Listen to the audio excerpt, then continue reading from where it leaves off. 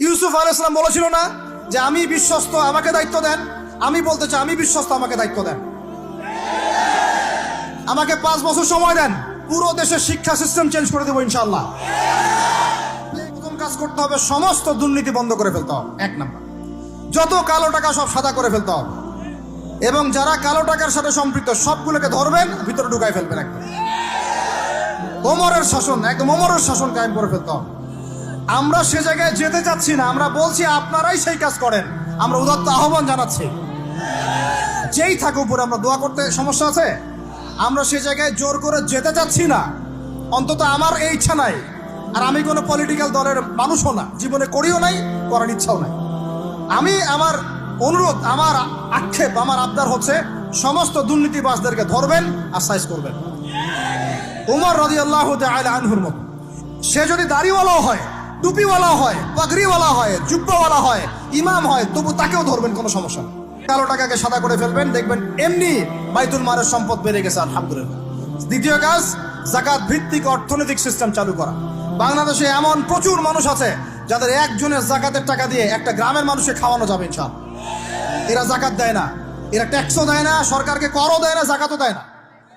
এই ট্যাক্স ফাঁকি দেওয়া মানুষ, কর ফাঁকি দেওয়া মানুষ, এই জচ্চরদেরকে ধরতে হবে, ধরে এদের কাছ থেকে যাকাত আদায় করতে হবে, বাধ্যতামূলক যাকাত আদায় করতে হবে। তারপরে দেখবেন আমরা বৈদেশিক ঋণের জন্য বসে থাকার কোনো প্রয়োজন হবে না, আমাদের টাকা দিয়ে আমরাই চলতে পারবো ইনশাআল্লাহ। 3 নাম্বার হচ্ছে দ্বৈত অর্থনীতি। ওরা কিন্তু একটা কারেন্সি চালায় নাই, একাধিক কারেন্সি চালিয়েছে। এটা অর্থনীতিবিদ যারা তারা বুঝবেন। একটা কারেন্সির অনেক দুর্বলতাও আছে, এগুলো নিয়ে আমি খোলামেলা কথা এই মাহফিল স্টেজে বলতে পারবো না। বসতে চাইলে বসেন আমার সাথে, অর্থনীতি নিয়ে বসতে চাইলে আমার সাথে বসেন, আমরা আলোচনা করি, কথা বলেন, আমাদেরকে মূল্যায়ন করেন, কথা শোনেন। ইউসুফ আলাইহিস সালাম বলেছিল না যে আমি বিশ্বস্ত, আমাকে দায়িত্ব দেন। আমি বলতে চাই আমি বিশ্বস্ত, আমাকে দায়িত্ব দেন। আমাকে 5 বছর সময় দেন, পুরো দেশের শিক্ষা সিস্টেম চেঞ্জ করে দেবো ইনশাআল্লাহ। প্লে গ্রুপ থেকে প্লে গ্রুপ থেকে নিয়ে মাস্টার্স পর্যন্ত এমন শিক্ষানীতি প্রণয়ন করা সম্ভব যে আমাদের বাচ্চারা একদম প্লে থেকে মাস্টার্স পর্যন্ত বাংলা, ইংরেজি, অঙ্ক এবং জেনারেল সাবজেক্টগুলোর সাথে কোরআন হাদিসের একটা অপূর্ব সমন্বয়ে পড়াশোনা করবে ইনশাআল্লাহ। একা করে দিতে পারবো ইনশাআল্লাহ তাআলা। আমাকে এরকম 100 জন শিক্ষাবিদ দেন, 100 জন আলেম ওলামা দেন, একটা প্যানেল করে দেন, পুরো দেশের শিক্ষা চেঞ্জ করে দেওয়া যাবে ইনশাআল্লাহ। যাদেরকে রেখেছেন এদের মাথায় গোবর আছে, যাদেরকে রেখেছেন এদের মাথায় টাটকা গোবর আছে। বইপত্রগুলোর অবস্থা দেখেছেন? বইপত্রগুলো ঘাটাঘাটি করেছেন? সমকামিতা প্রমোট করছে আমাদের দেশের মধ্যে, ট্রান্সজেন্ডার প্রমোট করছে আমাদের দেশের মধ্যে, আমাদের বাচ্চা কাচ্চা, কচি কাঁচা বাচ্চাদেরকে শারীরিক শিক্ষার নামে যৌন শিক্ষা দিচ্ছে। এগুলো আমাদের মুসলমানদের শিক্ষা? এটা চলতে থাকলে দেখবেন অচিরেই কোনো মানুষ বাচ্চাদেরকে স্কুলে পাঠাবে না, এটা অরুচি ধরে যাবে। তখন কি হবে? কোটি কোটি স্কুল, কলেজ, বিশ্ববিদ্যালয়ে খা খা করে পড়ে থাকবে, কেউ পাঠাবে না ওখানে। তখন মাদ্রাসা থেকে মানুষ ঝুঁকবে আরো বেশি। আমি তো দাবি জানাই উপরের লেভেল থেকে এমন একটা শিক্ষা ব্যবস্থা প্রণয়ন করা হোক যাতে আমার মাদ্রাসা করার প্রয়োজনই না হয়। ওই সিস্টেম রাষ্ট্রীয়ভাবেই পড়ানো হবে ইনশাআল্লাহ। আপনি মালয়েশিয়ার দিকে তাকিয়ে দেখেন, আপনি এই যে ওয়েস্টার্ন কান্ট্রির মধ্যে অনেক কান্ট্রি আছে, অস্ট্রেলিয়ার মতো জায়গাতে আছে, ব্রিটেনের মতো জায়গাতে আছে, কোন কোন ক্ষেত্রে আপনি লেবাননকে দেখেন, ইয়েমেনকে দেখেন, জর্ডানকে দেখেন, কাতারকে দেখেন, সৌদি আরবিয়াকে দেখেন, অনেক কান্ট্রি আছে। ভালো কাজের তো প্রশংসা করতে দোষ নাই, দোষ আছে? এমনকি অনেক পশ্চিমা কান্ট্রিতেও একদম উপর লেভেল থেকে ইসলামিক সিলেবাস প্রণয়ন করা হয়েছে। তার মানে এমন না যে তারা সায়েন্সকে গুরুত্ব দেয় নাই, ম্যাথকে গুরুত্ব দেয় নাই, ফিজিক্স পড়ায় নাই, অ্যাস্ট্রোফিজিক্স পড়ায় নাই, ইকোনমিক্স পড়ায় নাই, বিষয়টা এমন না। তারা ফিলোসফি পর্যন্ত পড়িয়েছে। ঘাটাঘাটি করেন, অনলাইনে সব মজুদ আছে। এমন শিক্ষানীতি প্রণয়ন করা সম্ভব, একদম প্লে থেকে নিয়ে মাস্টার্স পর্যন্ত। আমার ছেলে ইমামতিও করবে, এদিকে বিমানও উড়াবে ইনশাআল্লাহ। আমার মেয়ে ডাক্তারও হবে, এদিকে দেখবেন হাফেজাও হবে ইনশাআল্লাহ। একজন মুফতি সাহেব, তিনি ফতোয়াও দিবেন, একই সাথে বিশ্ব অর্থনীতি সম্পর্কেও জানবেন ইনশাআল্লাহ। একজন আর্মি অফিসার, তিনি যেমন সামরিক ক্ষেত্রে লিডার হবেন, তেমনি দেখবেন ফিকহের কিতাব মোতালা করে ফতোয়াও দিতে পারছেন ইনশাআল্লাহ।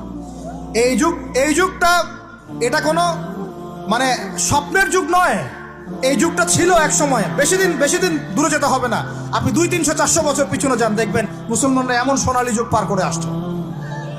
অতএব এগুলো কোনো গাল গল্প করছি না আমি, এগুলো বাস্তবে রূপান্তরিত করা অবশ্যই সম্ভব, আর হাক সম্ভব।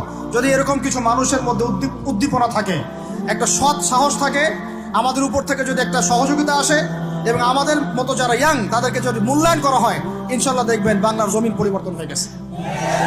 এই পরিবর্তন হলে দেশের জন্য কোনো খারাপের কিছু নাই, রাষ্ট্র পিছিয়ে যাবে না, রাষ্ট্র আরো এগিয়ে যাবে ইনশাআল্লাহ তাআলা। আরো ব্যাপার আছে, আপনি মালয়েশিয়ার একটা ক্লাস 10-এর বাচ্চার দিকে তাকান। ক্লাস 10-এর একটা বাচ্চা কোনোদিন মাদ্রাসায় যাই নাই, স্কুলে পড়েছে, কিন্ডারগার্টেনে পড়েছে, রাষ্ট্রীয় সিলেবাসে পড়েছে, মাত্র 10 থেকে 12 বছর পড়াশোনা করে ও এখন এদিকে এসএসসি এইচএসসি লেভেলেও চলে গেছে, ও লেভেল এ লেভেল পরীক্ষা দিয়েছে, এদিকে সে ইমামতি করার যোগ্যতা অর্জন করেছে। এখন আমাকে বলেন ওই রাষ্ট্রটা কি পিছিয়ে গেছে?